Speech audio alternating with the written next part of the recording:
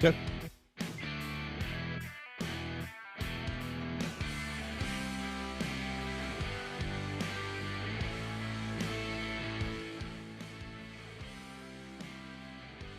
Welcome to the Awesemo NASCAR DFS strategy show. It is April the 17th. Good afternoon to you as we are here to break down tomorrow's Toyota Owners 400. Phil, good afternoon, brother. How you doing, man? Good, Jason. How about yourself, man? Oh, man, I'm doing good here. Been grinding away here in the office, getting ready for all the content we got here at awesemo.com today. Of course, appreciate everyone that's in here watching us live. Of course, be sure if you're not subscribed to Awesemo on YouTube, you got to do that. We got a ton of shows each and every day. Of course, coming up after us will be the NHL strategy show. Then at 4 o'clock, I'll be back with Pete Rogers Jr. for MMA live before lock. Of course, then we'll have you covered for NBA coverage tonight, starting at 6 p.m. Eastern time with Deeper Dive, and then live before lock. Of course, we're going to break this one down for you here. Phil, as we always do, we like to start off talking about roster construction. So I know people can check out the articles you've written over awesemo.com this week where you talked about Dominators. We'll get into Dominators here in a second. But what is your general thoughts on how you're building your lines for tomorrow's race? Yeah, for the most part, whether cash or tournaments, I'm looking for a 2 Dominator build. You can look to a 3 Dominator build, but quite frankly, I don't think that this race is going to play out where it's going to look like a 3 Dominator build. Last week at Martinsville, of course, we had 100 more laps, and we had way more cautions than I could ever expect to see at Richmond. Last year in this race at Richmond, there were no real cautions. We had a competition caution. We had a stage 1 and a stage 2 caution. Outside of that, no other cautions. So when there's no cautions, generally people aren't wrecking out. The only reason that you're going to probably see somebody fall towards the end of the pack is because of a mechanical issue. So if this is going to be a clean race, that's really going to hurt the ability of these punt plays to become optimal. So at the most, you're looking probably at 1 punt per lineup, which is going to tend to you playing 2 per lineup, whether you're looking at DraftKings or FanDuel. And, obviously, when we're talking about roster construction, I think there's going to be some drivers that we're going to pinpoint as we go on later on with some point differential. There's one driver that's got a pretty significant price difference between DraftKings and FanDuel. But let's talk about Dominators. 2 Dominator build that you talked about. First off, if someone were to do a 3 Dominator build, what does that look like? Yeah, okay. This is the thing that is tough about this week is that if you were to say, okay, I want the front row because the front row seems like the 2 most likely to lead the majority of these laps. And then I've got Joey Logano, who's won here before, does really well. If we look at a corollary track like Phoenix, he ended up leading the most laps just a couple of weeks ago. Kyle Larson is getting a ton of buzz this week thanks to that 2017 win on his resume here. And then, you've even got Kyle Busch, who, before COVID, Kyle was the king of this track. He was constantly winning here. So if you're going to take 2 $11,000 guys, add in a $10,000 driver, or heck, for the sake of the argument, add in Brett Keselowski, who's $12,000 this week thanks to his place differential, it's going to squeeze you into uncomfortable positions. You're going to be taking up $34,000 of your $50,000 salary cap, and then you are legitimately looking at squeezing nothing in but $5,000 drivers. And that's not a place I want to be at a 400 lap race, and in a race that I'm not projecting that many cautions. That these punt plays will get lapped multiple times. If we have 15 drivers on the lead lap, that's going to be a lucky race. It's a tough scenario to envision where 3 Dominators are going to be optimal. And quite frankly, if you try to build that lineup on DraftKings or FanDuel, you're not going to like what you end up with. Yeah, I mean, as I look at our ownership projections I have over at the site, that's one of the things that really jumps out to me is when you look at these tier one drivers, those 10,000 drivers and up on DraftKings, they're the ones that are getting the most ownership. The one that's getting the least amount of that is Joey Logano, and he's still pushing 20% ownership in terms of that. Of course, we do have free content over at Awesemo.com today if you want to check that out.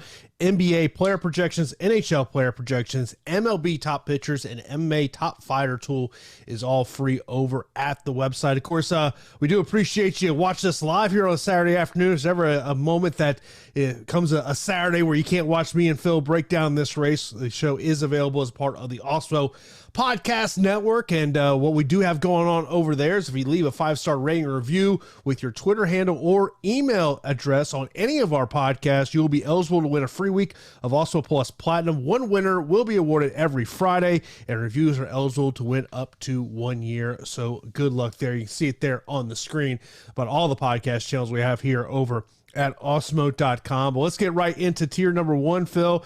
So these are the drivers that are 10K and above over on DraftKings. So you got Brad Keselowski starting 20th at 12,000. Martin Truex Jr. on the pole, 11,400. Denny Hamlin second at 11,000. Joey Logano starting fifth at 10,600. Kyle Larson starting sixth at 10,300, and Kyle Busch starting 10th at 10,000. You already talked about the opening row here of Mark Truex Jr. and Denny Hamlin, seeing a ton of ownership coming there. Let's talk about some of the other drivers that you did not mention. You mentioned Brad a little bit there at the beginning. Well, let's talk about Logano, Larson, and Busch. And Kyle Larson is, out of those trio of drivers, is one that we're seeing getting the most ownership. Yeah, Larson, just from the drop of this week, his buzz has continued to increase and increase and increase. The story with Larson this year has been, if he was good here in that subpar equipment for Chip Ganassi, then he's probably going to come in really, really strong. And of course, we saw that at Atlanta, where he led the most laps and was probably 20 laps away from winning that race. He was pretty strong at Phoenix. He may have been in contention to win that race if he didn't have his continual pit road issues. Last week, and it's amazing. Martinsville was a track that has always given him trouble. He shows up in better equipment. He comes home with a fifth place finish. Excluding Bristol for obvious reasons, we've got a 5-race streak of top 7 finishes. Fourth at Homestead, first at Las Vegas, 7th at Phoenix, 2nd at Atlanta, and then 5th at Martinsville. This is a track that he's done pretty well at. You look at what he did in that 42 car. Of course, missed the race last year, but then 6th in the fall race of 2019. Had a 37th place finish in the spring, but then before that, a 7th and a 7th. So 3 top 10 finishes. Dominator points, so, but we would expect that in that 42 car. So if he's going to have the equipment upgrade that he's getting this week, then Larson should definitely be somebody that we keep our eye on. His betting odds have gone from plus 1,000 on DraftKings Sportsbook. I believe now they're sitting at plus it's either plus 700 or plus 800. I know that he is now sitting at the third best odds behind Martin Truex Jr. and I believe Brad Keselowski. So, I mean, the betting public is on him. It seems like the DFS world is getting behind him. And I do worry that perhaps by the time we get to race time on Sunday, that his ownership is going to be out of control because of all of the touting from multiple sides that are coming at Larson. Looking at DraftKings Sportsbook, because I have it up here. So we got Martin. This is to win the race. Martin Truex Jr. plus 400. Denny Hamlin plus 600. Kyle Larson plus 700, Brad Keselowski plus 750, Chase Elliott is plus 850, of course. So if you ever want to find out the lines on the games, you can always go over to OddsShopper, oddshopper.awesemo.com here. You look at Kyle Busch, or actually, let me start with Brad Keselowski, because obviously starting 20th, the potential to move up in this field. And I know that's something you wrote about this week over at Awesemo.com, is how to look at place differential. And it's not necessarily about Brad Keselowski. This is more about just kind of a general thing of keeping on the lead lap in this race. Yeah. Starting 20th, and we'll have the competition caution. So Brad should have no issue getting himself up into the top 5. And over the last 5 races here at Richmond, his average running position is 5.1. That is second best of every driver in the field, of course, behind Martin Truex Jr., who has just been bananas here of late. With that place differential, it helps play. It helps making play him easier. But the fact of the matter is that you are going to need Dominator points from Brad Keselowski. And historically here at Martinsville, if you don't start in the top 10, the top 11, your chances of being a top lap leader here, they're minimal. So not only is Brad going to have to cut through the field, pick up this place differential, but then he's going to have to fight the guys like Chase, like Denny, like Martin Truex Jr., his teammate Joey Logano. He's going to have to fight these guys in order to get to the lead. Something to just keep track of. And I know a lot of people don't want to sit on lineups this close to lock, but if you can, watch the pre-race, listen to pre-race on MRN, see if you can catch an interview with Brad Keselowski. Maybe he'll know something that they've done at the shop that hopefully won't get them flagged during technical inspection. And if he's got a air of confidence, maybe that's a hint that we can take that, not only is he going to get to the front, but that he's going to lead some laps. You know, we always talk about of using Fantasy Cruncher to create groups with your Dominators. As you look at your Dominators, and particularly in this top build, I guess we could add Chase Elliott to that mix as well. You know, is it a group of like 6 drivers you're putting together and you're telling Cruncher, give me at least 2 in every lineup? Yeah, this is going to be, we'll make a rule for Keselowski just because we'll make the exception for him because of who he is and this place differential. But more than likely, that first rule is going to be give me Martin or give me Denny. And then the second rule is going to be I need either Keselowski, Truex, Hamlin, Logano, Larson. I'm still on the fence about Kyle Busch, and then throw in Chase Elliott. You know, it's a shallow pool once again, and quite frankly, with these short track races, you should always have a pretty narrow pool of potential dominators. And you know, it'll always be the rule I harp on. They've got to start up front. The closer they are to the front, the better. You know, when we're looking at Martin Truex Jr.'s ownership, he's getting 45% ownership with our latest numbers that Alex has. Do you want to be over or under the field on that? I anticipate him scoring so many points tomorrow because of the pole position, because of how good he's been at this track, this package, that I don't want to match the field with that. I feel like I'm going to have to go over the field to take advantage of the amount of points that I anticipate Truex scoring.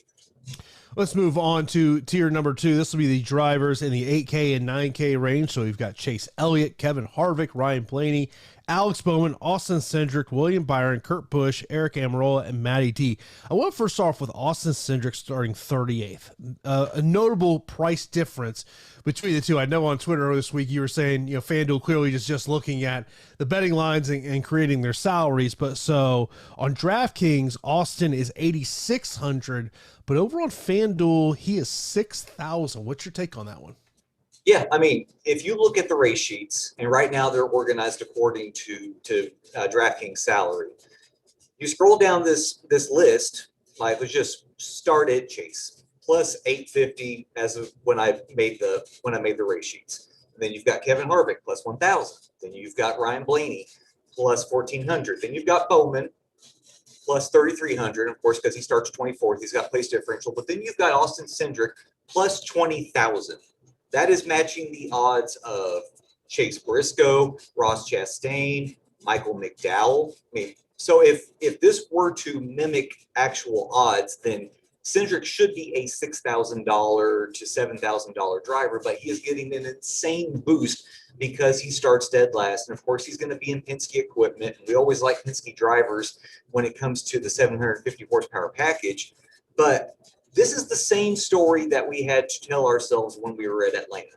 You are getting a driver in his first race in a package that he doesn't see in the Xfinity Series at a tough track. And this is something else we're trying to make sense of, is why Penske is giving Cindric his first few Cup starts at pretty tough tracks. It could be, just trial by fire. I'm going to throw at the toughest things that you can and see how you do.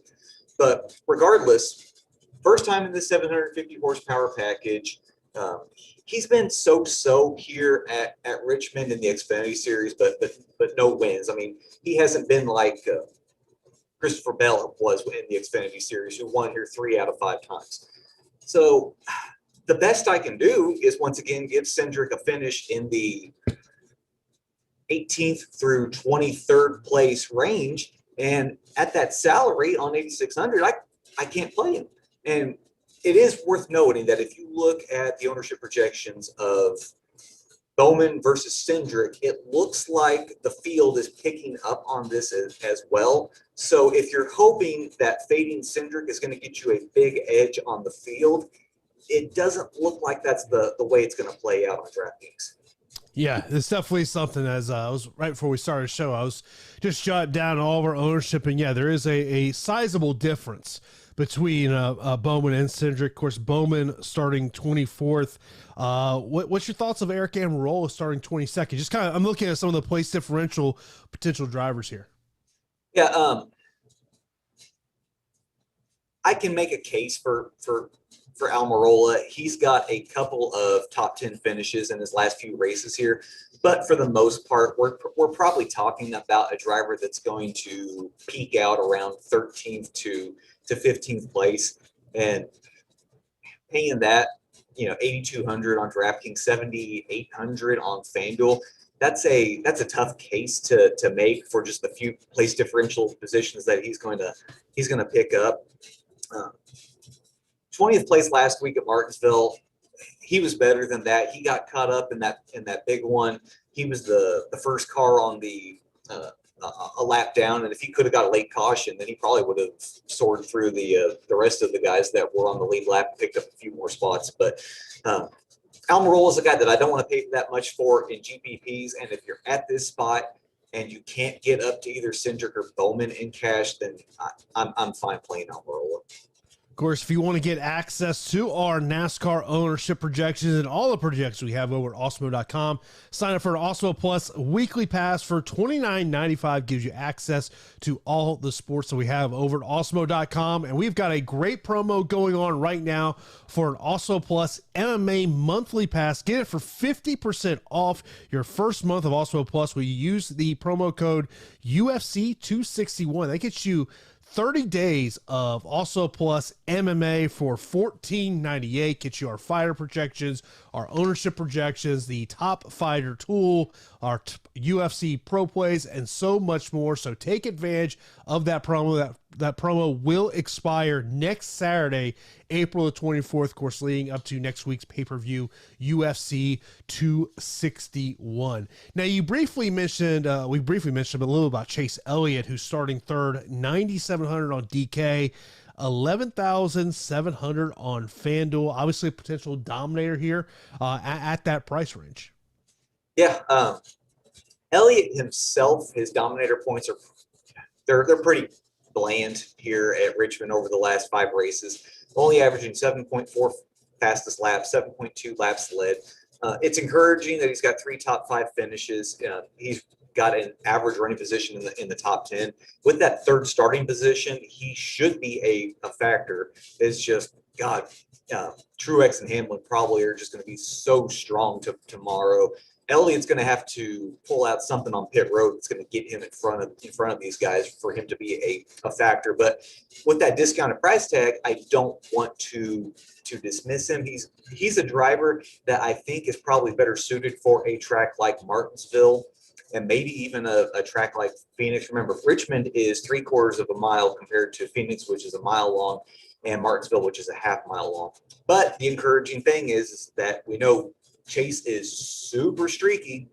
So now a 5th place finish at Phoenix, a 2nd place finish at Martinsville. If the dominoes are going to start falling in Chase's favor, I definitely want to ride that, because when Elliott gets on a hot streak, he's the guy that you want to continue to ride. Another driver that's starting here at the top, William Byron, starting 4th. He is 8,500 on DK, 9,700 over on FanDuel. Yeah.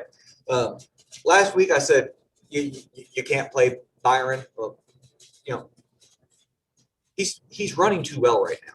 You go back to that win at Homestead, no finish worse than 8th. In this package, he's improving. He's got his old crew chief back, Randy Fugel. Still getting input from Chad Knaus, who is basically helping every team right now at Hendrick.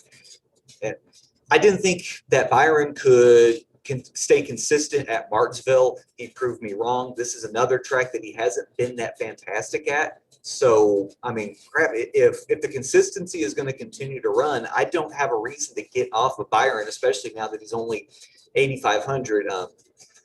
That salary, 9,700 on FanDuel, it's a little bit tougher to go after, but you'll probably get amazing ownership in your favor if you do play him on FanDuel. However, at 8,500, he is the ultimate pivot off of Bowman and Cindric, and quite frankly, Busch and Almirola. Give me a top 5 with that Hendrick horsepower. Maybe sneak in some laps led at 8,500. I don't need him to be a top 2 or even a top 3 dominator. I just need something to help build upon that top 5 finish that he's probably going to sneak away with again. Of course, if you have any questions on drivers in this race, you can leave that in our premium Slack NASCAR channel or leave it right here on YouTube. We will get to the questions as we do go on throughout the show. Kevin Harvick and Ryan Blaney starting 9th and 7th respectively. Their salaries are pretty right in the same neighborhood. 9,400 for Harvick, 9,100 for Blaney. That's on DraftKings. Over on FanDuel, 10-8 for Harvick, 10-2 for Blaney, and ownership is pretty similar with both these guys. So do you favor one over the other? I've got neither guy listed for anything. I don't have them as cash plays. I don't have them for tournament plays. I don't have them for dominator plays. These are 2 guys that, even though you're getting discounts, and especially with Blaney compared to what he was last week, I can't get behind playing either of these guys. Yes, Harvick, he's coming into this race with 5 straight top 7 finishes at Richmond. He's averaging a fairly good 34.4 fastest laps and 23.8 laps led. But God, that driver is not the driver that he is this year. He's only got 1 finish outside of the top 10 this year, excluding Bristol, and that was a 20th place in Las Vegas. So I mean, the consistency is there. You're probably betting on another top 10 finish from Harvick. But I need Harvick to be a dominator, and that's just not where he's at right now. The speed is not there. The pit crew can probably do him some favors and help pick him up some spots on pit road, but just him and the package of him with this car, I'm not there. And as far as Blaney is such an enigma here at Richmond. The power of the Penske stable has been the 750 horsepower package at these short tracks. I mean, God, Blaney was amazing last week on the long runs. He was the only person that could legitimately pull in Denny Hamlin and then pass him and go on and lead a bunch of laps. He led the second most laps last week, and he's ran well at Phoenix. He's ran well at Bristol, but for some reason that I can't figure out, whether it's day, night, just whatever the cantankerous splits are, Blaney doesn't run well here. His best finish in the last 5 races is a 17th place finish. He's averaging 7 lost spots per race. Dominator points aren't there. I don't know if people are going to chase Blaney after what they saw last week, but him and Harvick are 2 guys that are definitely not going to be in my dominator pool for tomorrow. The other 2 drivers that we've not mentioned in this tier would be Kurt Busch, 8,300 on DraftKings, 8,800 over on FanDuel, and Matty D, of course, starting 16th, 8,000 on DK, 7,000 over on FanDuel. Do you like either one of those drivers, whether it's GPP or cash, for this week? I can't get behind them for cash plays. For tournaments, I like Matty D better than I like Kurt Busch. I am really worried about the horsepower coming out of the Chip Ganassi stable. Like, it is not where it should be. And, this could be a product of losing, because last year they had the combination of Larson and Matt Kenseth. So you had lots of veteran laps going into that car, helping to change the setup into the race. And this year it's Ross Chastain, who is always one lap away from turning himself or somebody else into the wall. I think that's affecting the Chip Ganassi team as a whole, and it seems like Kurt isn't doing that well. I'm worried about Kurt. Yeah, he could get himself near the top 10, but I don't think that's going to be good enough. Matty D, he's a little bit cheaper. You get the Penske correlation, and ever since the way that his season started, it's gotten a whole lot better. He's been improving. He's went since Las Vegas, it's gone 16th, 14th, 11th, and 12th. So if we're going to get another probably top 12, top 13 finish out of Matty D, maybe he sneaks away with some fastest laps. That he can grab you a few in this package, like 3 to 5, and if he can give you some bonus points, maybe sneak toward the top 10, then there's your path and there's your pivot off of Almirola. Of course, this is the Awesemo NASCAR DFS Strategy Show. We are sponsored by Monkey Knife Fight. With Monkey Knife Fight, you are in charge, and you see right there at the top of the screen, Monkey Knife Fight has upped their instant first match deposit when you sign up using the promo code Awesemo from up to 50 to now up to 100. So sign up today, whether you want to play NASCAR, UFC, MLB, NBA, whatever you may want to play. Be sure to check out Monkey Knife Fight. We appreciate their sponsorship of that show. Go to monkeyknifefight.com. Of course, you can also download their app. Just search Monkey Knife Fight. You can see it right there on the screen, whatever you might want to play. I tend to be on there a lot, playing a little NBA and UFC are my two go-tos of what I do go on there. And I'm more or less type of player on there.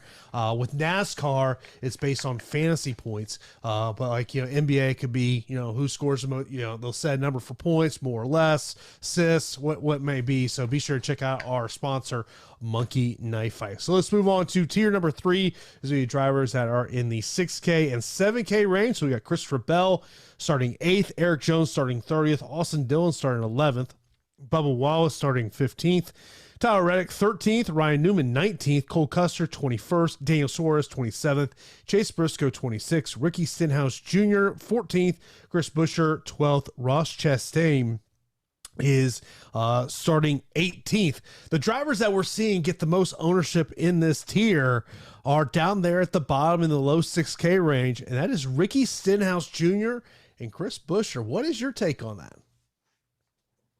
I think it's people have been playing these guys because really their salaries haven't been changing much.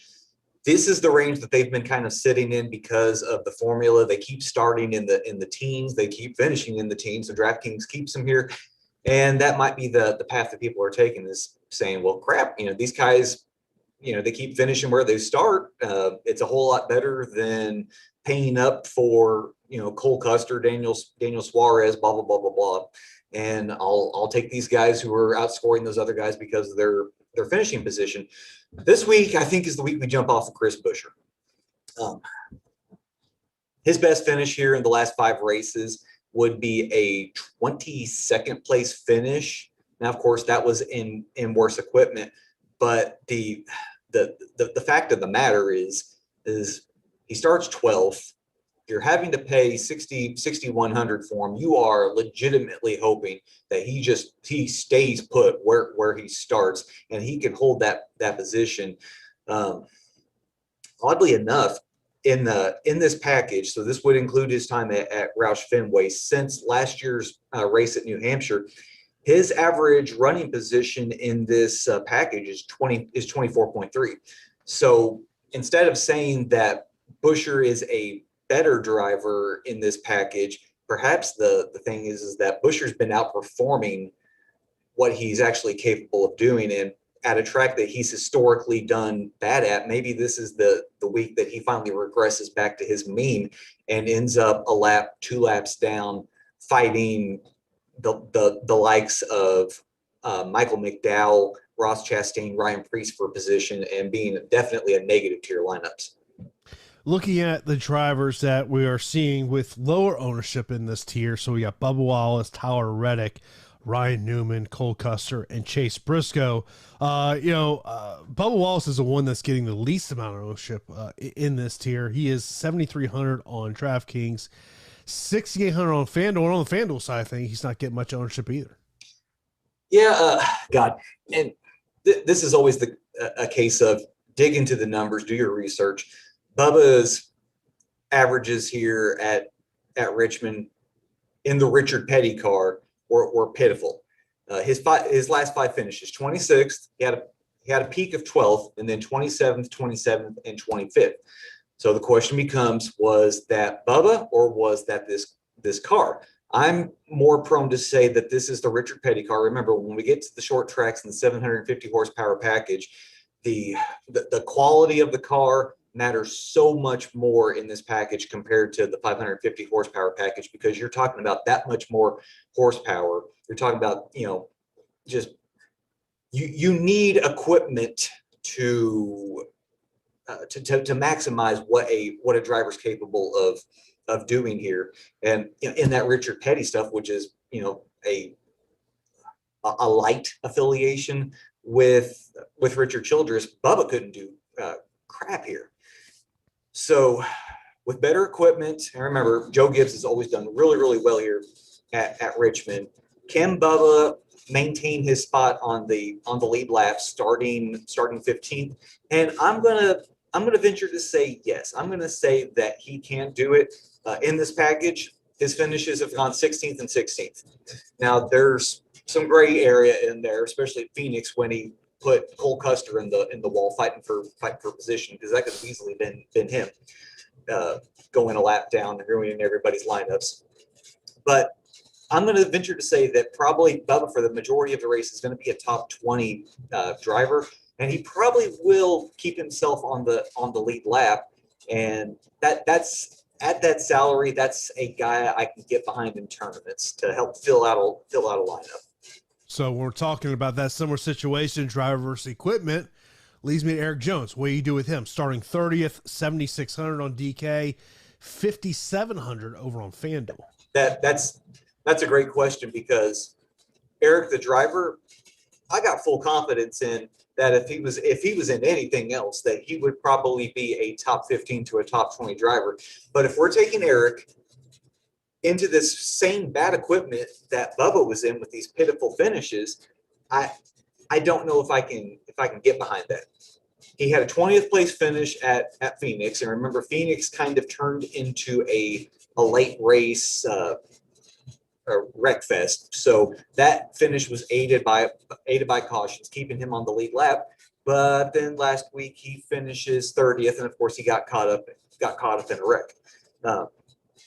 I really do believe the equipment matters a lot, and 5,700 on FanDuel, I can get behind that for Eric Jones. But 7,600 for Jones on DraftKings, I feel like you're paying 7,600 for a 25th to a 24th place finish, and I really do not like that.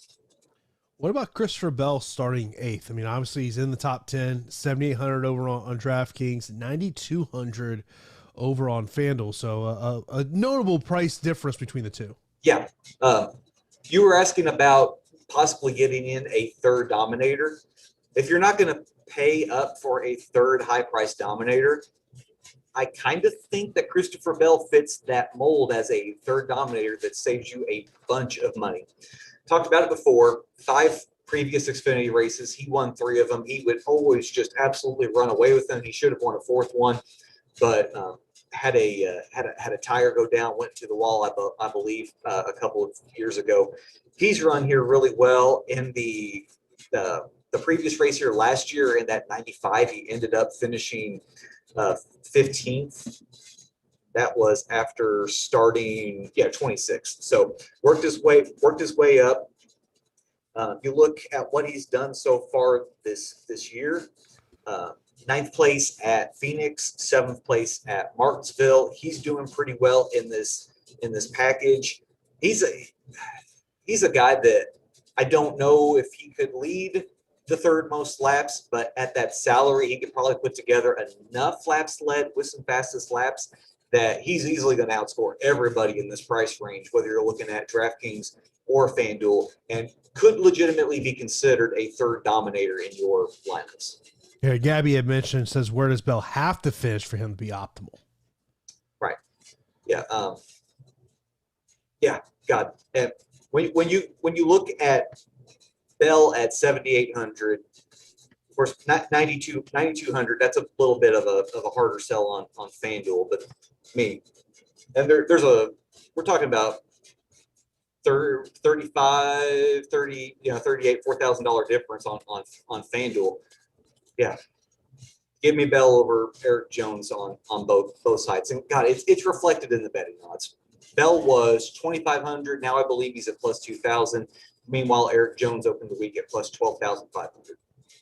Mentioned about two other drivers we've not spoken about here. Daniel Suarez starting 27th, and also Austin Dillon starting 11th. Austin Dillon, 7,500 on DraftKings, $8,500 over on FanDuel. Chase Briscoe, Daniel Suarez, 6,600 on DK, 5,300 over on FanDuel. Yeah, Dillon's a guy that I really like for tournaments. 3 top 6 finishes in his last 4 races here.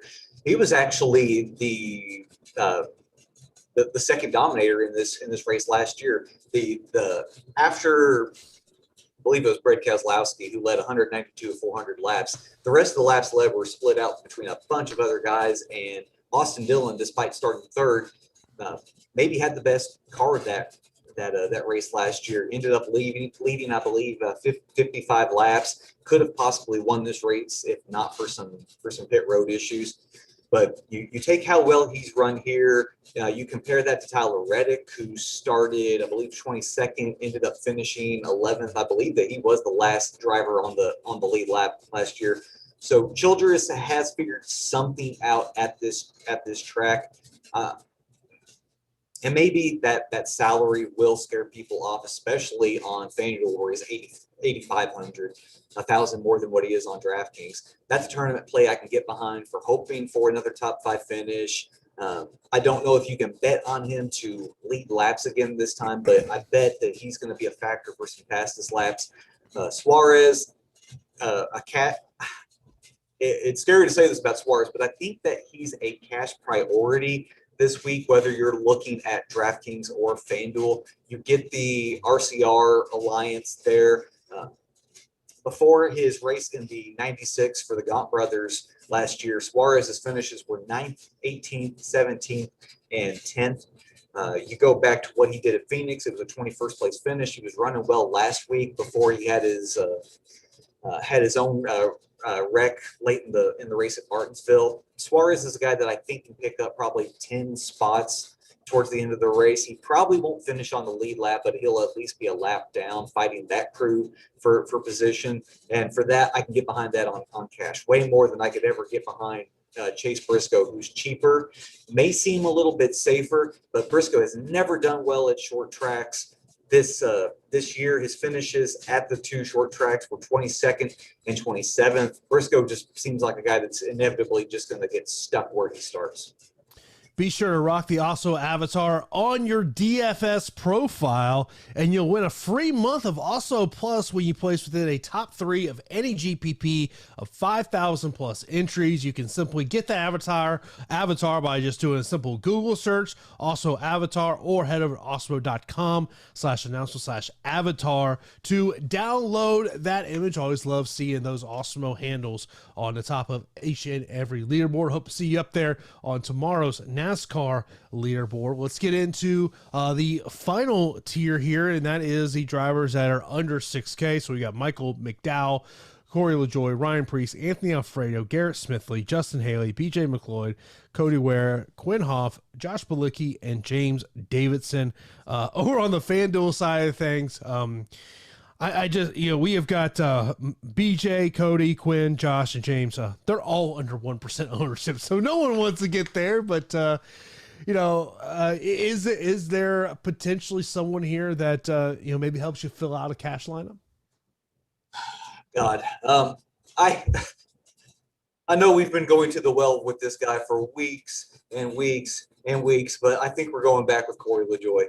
Corey was legitimately running so well last week. He was up to 11th place. And I mean, this wasn't through some hijinks, some off the wall pit strategy that the 7 team had done. He legitimately got himself up into the top 10, and then he got wrecked into. And he ended up finishing the race dead last. It was such a shame because I mean we have been hoping for something positive for LaJoie ever since Daytona, where he finished 9th, and then everything else. His best finish year to date since then has been a 27th place finish. I'm just gonna say that it's the driver, it's the equipment, it's the starting position. He should pick up 10 spots if it's a good day and he runs like he did last week. Runs like he did at Phoenix, then he should pick up maybe 15 spots on the high end. And I can get behind that if you're scared of LaJoie. And quite frankly, it hasn't been working out since Daytona, so I don't know why you would think that it changes this week at the rate that his luck's been going. Then instead of playing Alfredo, who has the same odds at Corey at plus 75,000, then I like Ryan Preece, who's half the odds at plus 35,000 on DraftKings Sportsbook. You get place differential with Preece starting 25th. He's got 2 top 20 finishes in his 3 races here. He was another guy that got caught up in some mayhem last week, finishing 36th. You go back to how he did at Phoenix, it was a 26th place finish. I think he's better than that. If you're going to make me pick between the two, I'm going to side with LaJoie simply because of the place differential. But if you're scared of LaJoie and cash, then I'd say get behind Preece. Yeah, it was one of the names that's kind of interesting here, looking at his ownership that we're seeing, just a little under 20%. Justin Haley starting 34th at 5,200. Yeah, really, quite frankly, if you wanted to go down to Haley and cash on DraftKings, I can get behind that. Made this point last week. Haley's been running just as consistent, if not better, than LaJoie this week. You're getting him cheaper, just a little less place differential. But God, quite frankly, at this point, it wouldn't shock you if they both finished side by side with each other. Haley had that 24th place finish at Phoenix. Had a 35th place finish last week. You know, part of the chaos last week. It's Martinsville is one of those races where you shake your head saying, how does Justin Haley finish 35th and Corey LaJoie finish 37th, but James Davison finishes 22nd and Josh Bilicki finishes 23rd? And they end up being the reason that people win hundreds of thousands of dollars. I think that's just the nature of Martinsville, that if it's almost kind of like a plate race, that if you can just manage to have a little bit of luck on your side and not get caught up in a wreck, then you're probably going to end up with a fantastic day. But yeah, Haley, if you don't want to play the trio of LaJoie, Preece, and Alfredo, then going down to Haley, that's fine. Of course, this is the also NASCAR DFS strategy show. Coming up next will be the NHL strategy shows. Guys, we'll get you ready for tonight's NHL slate. Of course, be sure, if you're not subscribed to also right here on YouTube, be sure to do that. Hit that notification bell so it knows when a new show is live here on the channel. Of course, we always do appreciate you hitting that thumbs up, but definitely subscribe to that channel so you see that in your feed when a new show is live here on the channel. Of course, we do have free content today over on the website: NBA player projections, NHL player projections, MLB top pitchers, and the MMA top fighters tool is free over at Awesemo.com. Let's get into some listener questions before we get out of here on this edition of the strategy show. Let's start off with Gabby saying, would picking Truex and Hamlin to start your lineups a bad starting point since they're 1 and 2? No. We get scared of playing both of the drivers on the front row, but quite frankly, I think this is a week that you can get behind it because of who the drivers are and how they've done in this package, how they've done at this race. If you want to start cash off with these two, that's a great way to go. Justin says, he goes, I'm late to the party. Is this a 2 or 3 dominator race? We've mentioned about it's a 2 dominator race, but for people that maybe are just tuning in now, can you kind of explain why it's 2 as opposed to 3? Yeah, it's Richmond compared to what we saw at Martinsville is going to be a much cleaner cleaner race. In order for 2 punts to be viable in lineups on DraftKings, you need tons of wrecks. That way that these punts can actually move up through the field and pick up place differential. A track like this, they're going to get lapped multiple times. They're not going to move. They're not going to pick up place differential. And quite frankly, if you look at past optimal lineups, it has been a 2 Dominator build. Next up, Gabby says, not sure if you mentioned these drivers, but what are your thoughts on Reddick? Also, I'm trying to avoid Custer this week till Stuart Haas shows progression. Thoughts?